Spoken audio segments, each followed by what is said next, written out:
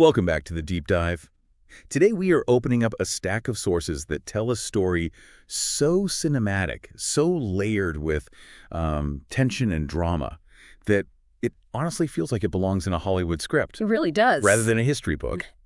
But this is history, and it's about a figure who manages to be, well, a massive contradiction in the best possible way. It really is a study in dualities today. We're looking at a man who was arguably the most feared warrior of the 12th century, a man whose name literally struck terror into the hearts of kings across Europe. Right. And yet, if you look at the accounts from those very same enemies, the people who were fighting him, the people who had every reason to hate him, they had the deepest, almost reverent respect for him. It's really something else. We are talking, of course, about Salahuddin Ayyubi, or as he's much more commonly known in the West, Saladin. The Lion of Islam. That's a name that sticks. The Lion of Islam. And let's be honest, when you hear a moniker like that, the Lion, you picture, or at least I picture, this, this hulking brute force conqueror. You imagine someone swinging a massive sword, taking names, maybe kicking over a table or two for dramatic effect.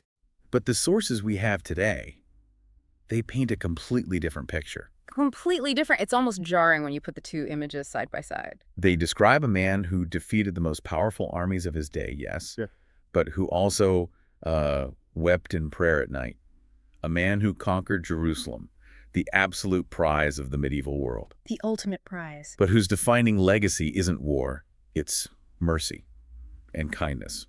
It's not what you expect. And that is the paradox of power we really need to explore today. How does a man become a legend who changes the course of history, not just through military tactics, which, by the way, he was an absolute genius at, but through character? Okay, so that's the mission. That is the mission for this deep dive. We're going to explore how a quiet, scholarly boy from Tikrit became the sultan who unified a broken world and, in doing so, became respected by his greatest enemies. So let's unpack this. Because to understand the man, we have to understand the mess he was born into. And mess feels like a frantic understatement. Oh, it's a massive understatement. If we set the stage, we're looking at the 12th century. Geopolitically, the Middle East, specifically the Muslim world, was in a state of absolute chaos. It wasn't this unified empire that people sometimes imagine. I think there's this retrospective view that the Muslim world was this monolith, Not at all. Far from it. That's a much later idea. At this point, it was fragmented, broken, and just riddled with internal conflict. You had the Abbasid Caliphate in Baghdad, who were technically the religious authority, the figureheads. The successors to the Prophet, in theory. In theory. But they had very little actual political or military power. They were more like the Pope in some ways, but without the armies. Then you had the Fatimid Caliphate in Egypt. Rivals, right? Not just politically. Huge rivals. They were a rival dynasty and a rival sect of Islam. The Fatimids were Shia, the Abbasids were Sunni. So there's this deep theological and political schism right down the middle of the region. And in between all that. In between, throughout Syria and the Levant, you had these petty warlords, emirs, atabegs, basically city-states all fighting each other. Aleppo was fighting Damascus.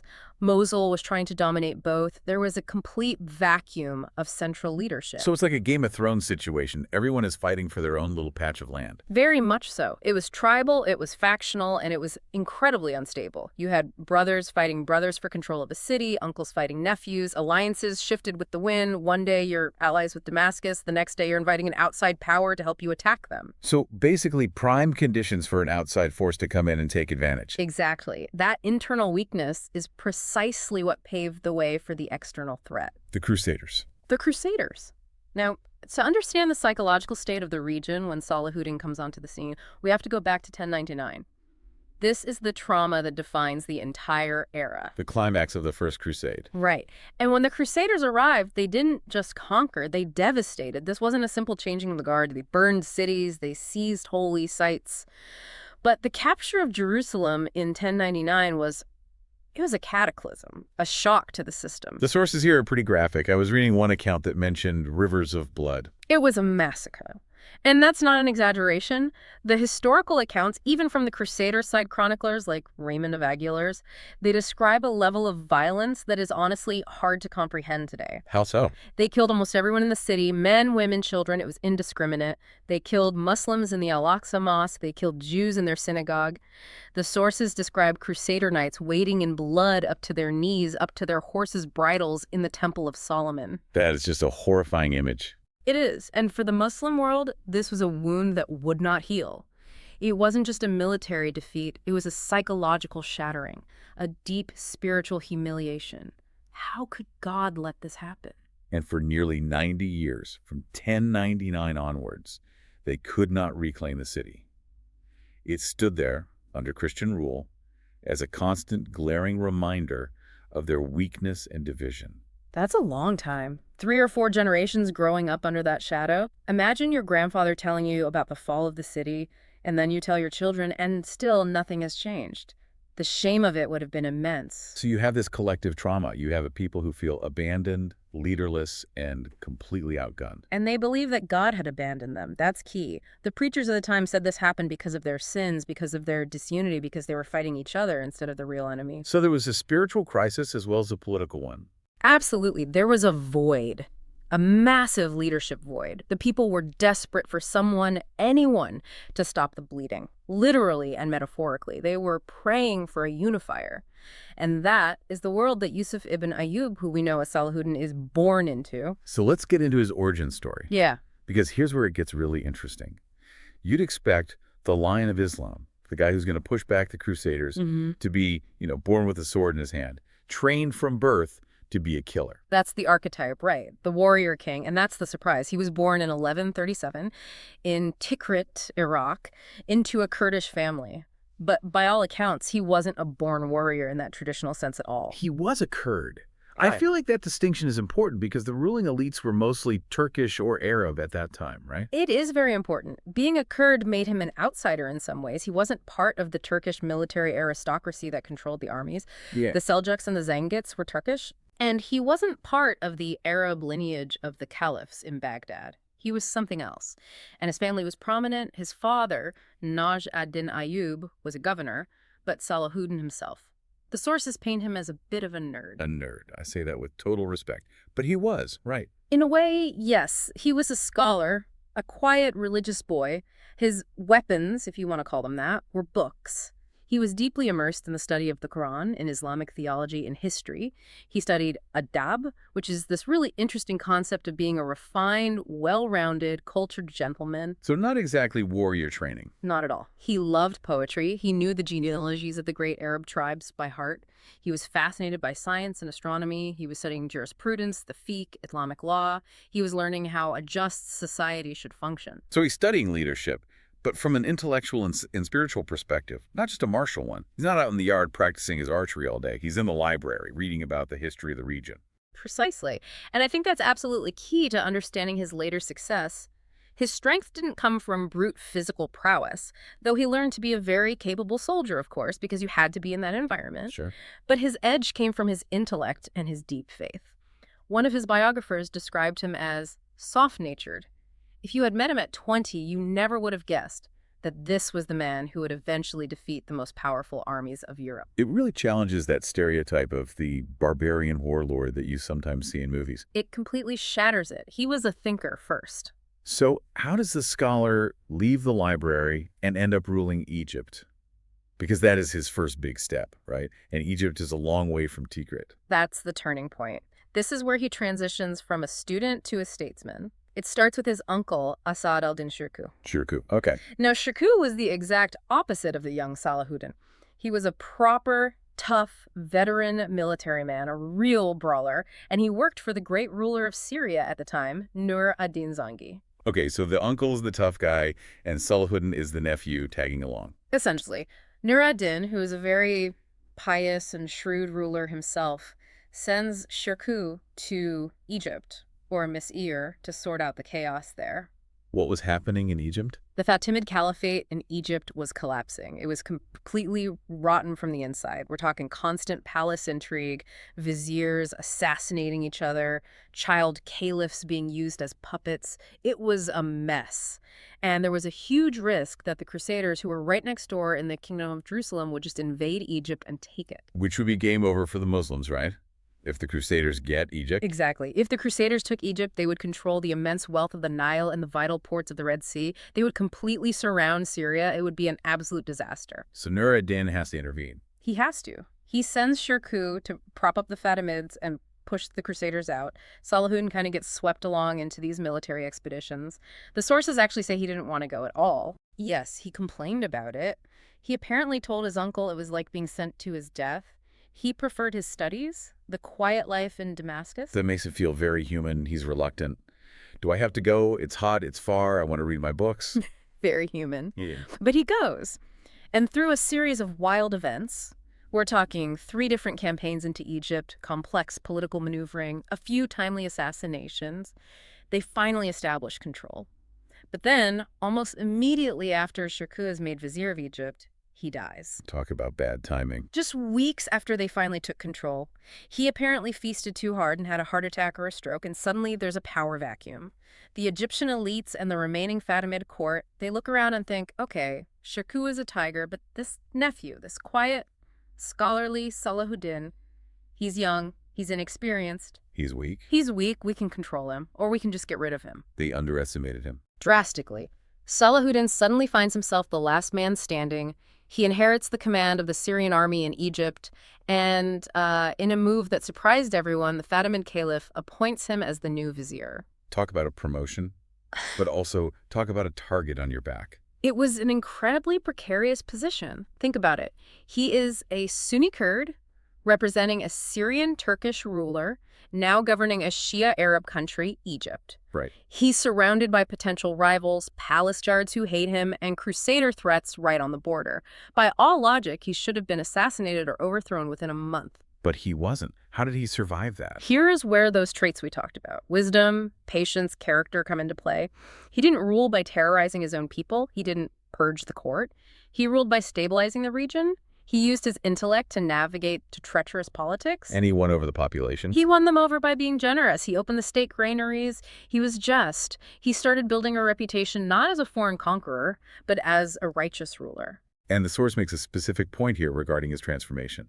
It says once he took power, something changed in him. Yes. The chroniclers say that once he became the master of Egypt in 1171, when he finally abolished the Fatimid Caliphate and brought Egypt back into the Sunni fold, he gave up wine and the pleasures of the world. It was a profound change. He realized the weight of the task before him. A spiritual awakening almost. It was. He stopped living like a young nobleman and started living like a man with a singular mission. He realized, I have been given this power for a reason, and it's not for my own enjoyment. And his objective wasn't ruling for the sake of power. He wasn't just trying to be the king of Egypt. No, and this is crucial. If he just wanted to be a rich and powerful sultan, he could have stayed in Cairo. Egypt was incredibly wealthy. The agriculture, the trade, it was the jewel of the region. He could have enjoyed the palaces and lived a very comfortable life. But he didn't. He had a specific purpose. He recognized what we discussed earlier, the fragmentation, the disunity. His goal was unity, with a capital U. Which brings us to his grand strategy. Because this is fascinating. He spends years, actually decades, not fighting the Crusaders, but fighting other Muslims. It sounds counterintuitive, doesn't it? If you're the champion of Islam, if you are the lion, why are you besieging Aleppo or Mosul? Why are you fighting your co-religionists? People must have criticized him for that at the time. What are you doing? The enemy's over there in Jerusalem. Oh, absolutely. He faced a lot of criticism. His rivals, the Zangids in Syria, called him a power grabber. They launched a propaganda war against him, saying he was just trying to build his own personal dynasty. But he had a bigger plan. He operated on a specific theory of victory.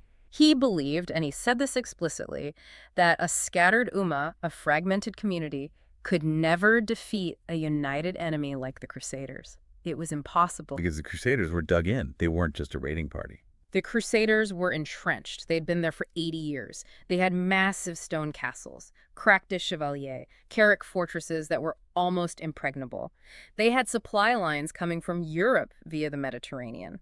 And they had heavy cavalry, the knights, that could smash through any disorganized infantry force. So you couldn't just throw a disorganized mob at them and hope to win. You couldn't. He knew he had to clean house first. He had to build a professional, unified state. He couldn't fight a two-front war. He couldn't march on Jerusalem if he had rival Muslim princes in Aleppo ready to stab him in the back. So he begins this grand consolidation.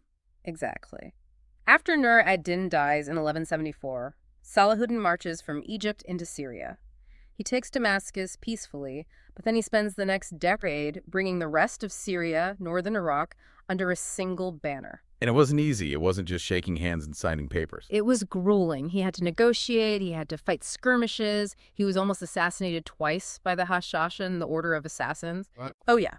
They got into his tent and he fought them off. But notice his method. He used diplomacy and generosity more than the sword whenever he could.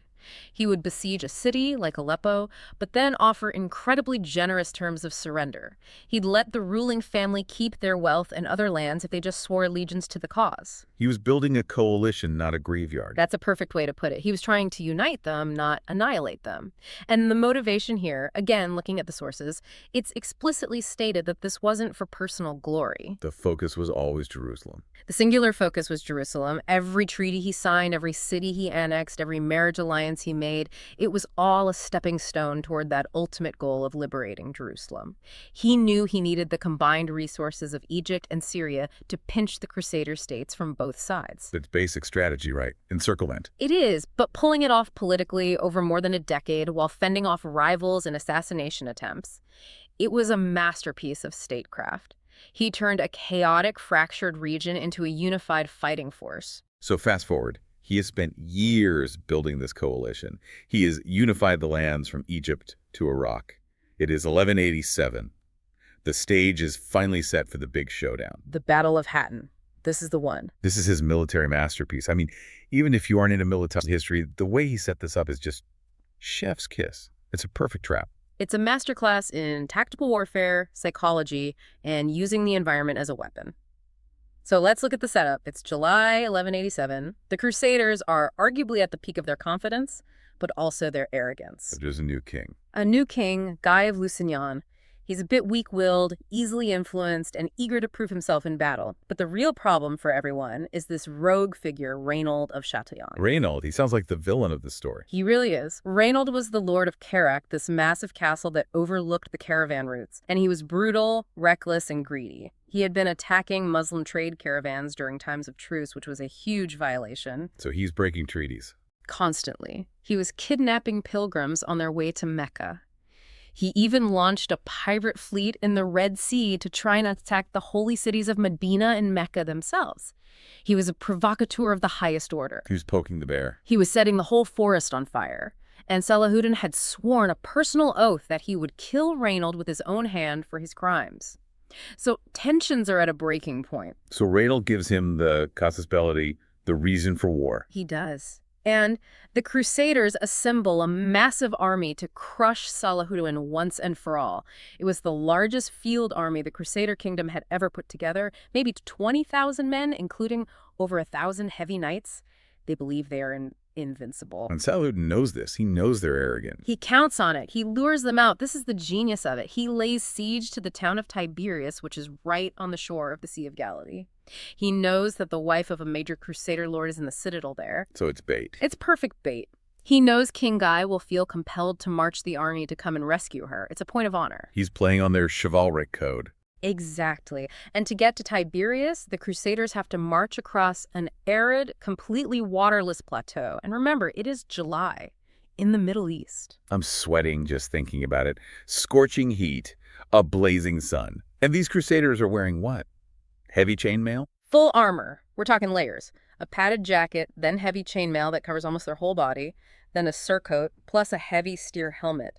They're essentially walking ovens. They are roasting alive inside their own suits of armor. And Salahuddin's forces. They're much lighter. They're mostly light cavalry, horse archers. They can move quickly. They harass the Crusader column as it marches, peppering them with arrows, falling back. The Crusaders are slow, lumbering, and getting thirstier by the minute. And then Salahuddin plays his ace. The Crusaders are dying of thirst. They have marched all day under the sun. They finally get to this high ground, and they can see the Lake of Tiberias, fresh, cool water in the distance below them. It must have looked like paradise. But Salahuddin's army is blocking the way. He has positioned his forces between them and the lake. He cuts off their access to water completely. Oh, that is brutal. To see the water but not be able to reach it, that's psychological torture. It's decisive. He surrounds them at these two volcanic peaks called the Horns of Hattin. They are trapped on this dry, rocky hill overnight. No water. Then he adds another layer of misery. He orders his men to set fires to the dry grass and scrub upwind of the Crusader camp. You're kidding. So now they have heat, thirst, and smoke. Thick, choking smoke blowing right into their faces all night. They are coughing, their eyes are stinging, they are parched, their war horses are dying of thirst. The sources say the Crusader morale just completely collapsed. The physical state of the army was catastrophic before the main fighting even started. It wasn't just a defeat, it was a total collapse. Total. When the Muslim army finally charged the next morning, the Crusaders just crumbled. Their infantry broke and ran, trying to get to the water. The knights were surrounded, pulled from their horses, exhausted. It was a massacre, but a strategic one. And the most significant part, the leadership. They captured the entire leadership, the king, Guy of Lusignan, the Grand Master of the Knights Templar, and of course Reynold of Chatillon. And did Salahuddin keep his oath regarding Reynold? He did. There's this famous dramatic scene where the captured leaders are brought to Salahuddin's tent. He's gracious to King Guy. He offers him a cup of iced water, an act of hospitality, a sign that the king's life would be spared. Right. Guy drinks and then passes the cup to Reynold. Salahuddin calmly says to the interpreter, "Tell the king that it was he, not I, who gave that man water." And then he confronts Reynold about his broken oaths and his crimes, and he executes him. Justice served in his eyes. Exactly. But the victory at Hattin was so much bigger than just two men. It broke the back of the entire Crusader occupation. With their army destroyed at Hattin, the cities and castles along the coast were left defenseless. There was no one left to defend them. It was a domino effect. A complete domino effect. One by one, they fell. Acre, Nablus, Jaffa, Beirut, Ascalon. Salahuddin swept through the coast like a tidal wave. He reclaimed almost the entire kingdom in a matter of months. Which leads us, inevitably, to the gates of Jerusalem. The moment of truth. This is 88 years after that first massacre we talked about. 88 years of buildup. Salahuddin is standing outside the walls, the city is surrounded, and the tension must have been just unbelievable. You have to pause here to really feel the weight of this moment. The world, both the Muslim world and the Christian world, expected a repeat of 1099. Revenge. Exactly. The standard practice of warfare in the Middle Ages, and frankly for much of history, was you did it to us, now we do it to you. The expectation was looting, slaughter, rivers of blood. The Christians inside Jerusalem were terrified. Who was leading them? They were led by a nobleman named Balian of Ibelin, who had managed to escape from the disaster at Hattin. He organized the defense of the city, but he knew they couldn't hold out forever.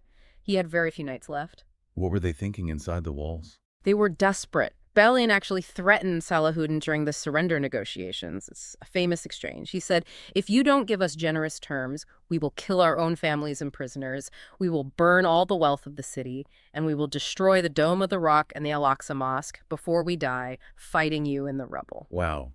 Scorched earth. A threat of mutual destruction. They were that afraid of the massacre they thought was coming. They assumed Salahuddin would do to them what their ancestors had done to the Muslims 88 years earlier. But then he makes a choice. And this is the pivot point of his entire legacy. He chooses Rihim, mercy. Tell us about the actions he took, because this is where the legend really separates from just being a conqueror.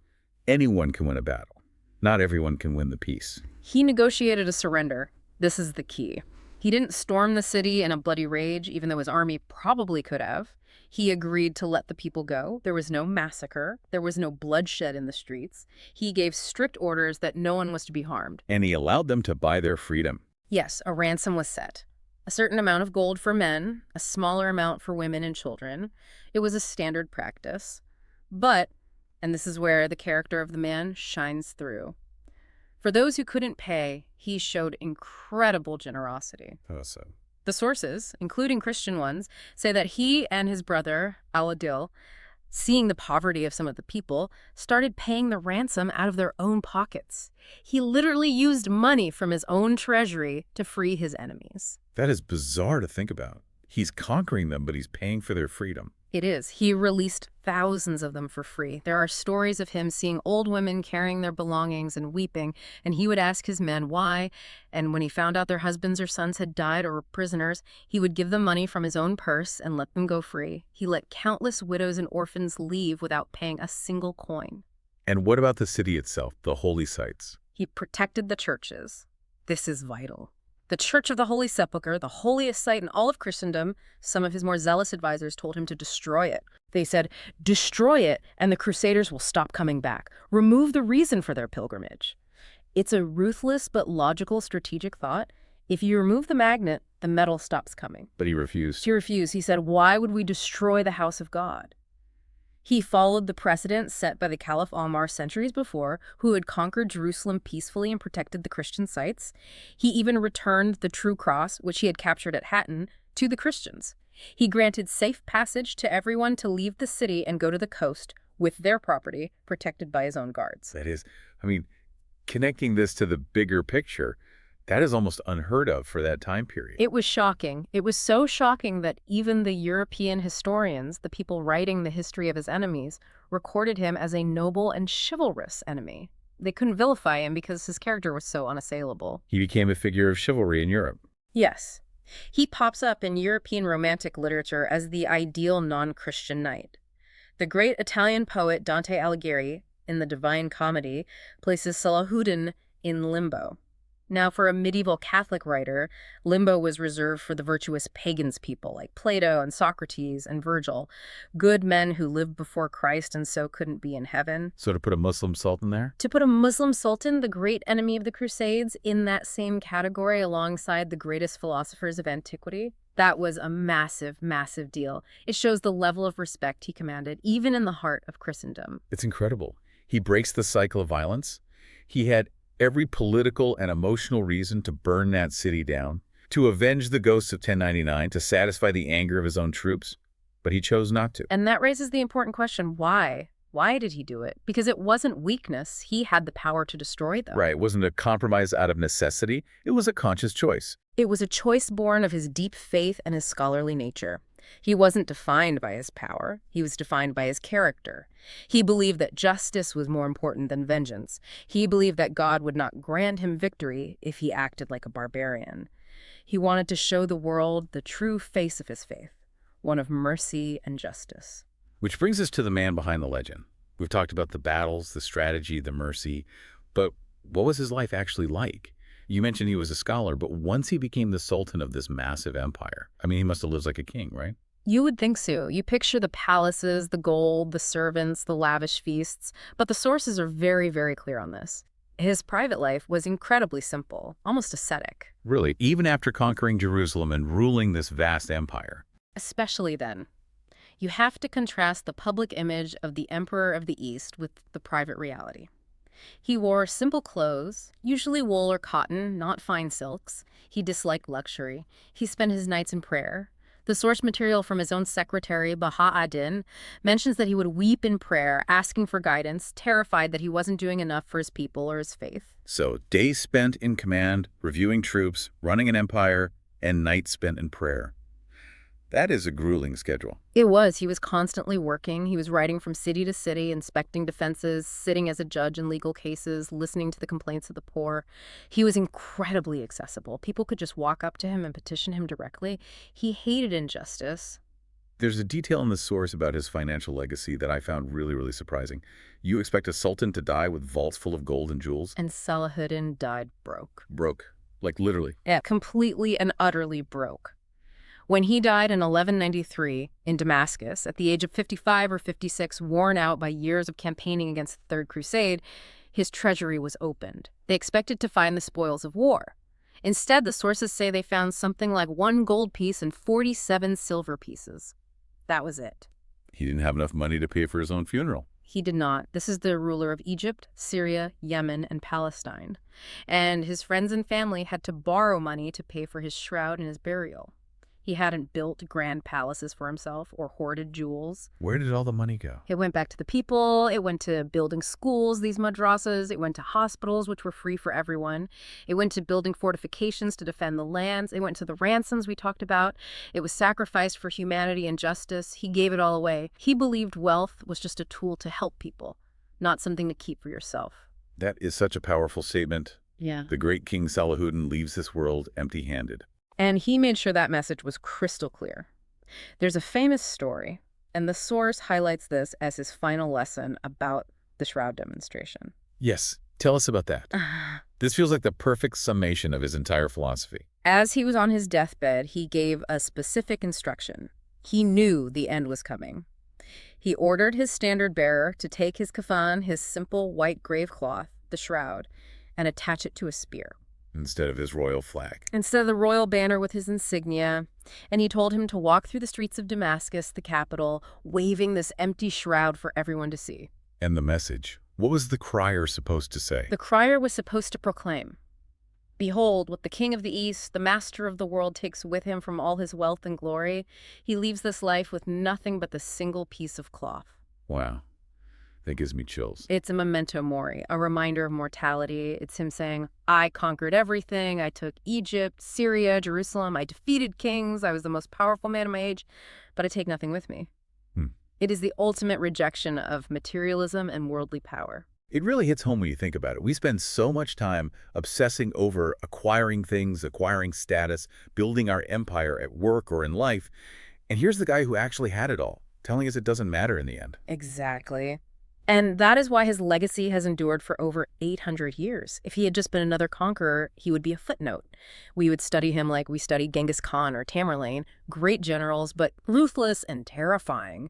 But Salahuddin is, well, he's loved. So let's wrap this up. Why do we still remember him? I mean, obviously, he's a major historical figure, but it feels like more than that. You don't see statues of every 12th century warlord. Kaiser Wilhelm II of Germany visited his tomb in 1898 and personally paid for a new sarcophagus. Why does he command this universal respect? It is more than history. His legacy really does transcend religion and culture. He's respected by Muslims, Christians, Jews, secular historians. He has become a symbol. A symbol of what exactly? Of justice, of unity, and above all, of mercy. He represents the idea that you can be strong without being cruel, that you can be a victor without being a tyrant. He adhered to a code of conduct even when his enemies did not. Forgiveness over revenge. Character over power. Precisely. In a world, both his and ours, that is often obsessed with the acquisition of power, where we often think nice guys finish last, Salahuddin stands as this powerful counter-argument. He suggests that the greatest power isn't the ability to destroy your enemy, but the strength to forgive them. That is a thought to hold on to. It is. The source material suggests his story isn't just history, it's a lesson in faith and courage. It asks us to examine our own leadership, our own conduct in our own lives. So here's a final provocative thought for you listening. We live in a world that often equates kindness with weakness. We think of the strong man as the ideal leader, but Salahuddin Ayyubi completely challenges that. He shows us that the strongest man in the room might just be the one who is willing to show the most mercy. And that maybe, just maybe, a true legacy isn't about what you build or what you conquer, but about how you treat people when you have the power to crush them. That's the real test of character. From the quiet student in Tikrit to the noble victor in Jerusalem, the Lion of Islam certainly left his mark. A lesson in power and in how to let it go. Indeed he did, a timeless one. That's it for this deep dive. Thanks for listening, and we will catch you on the next one.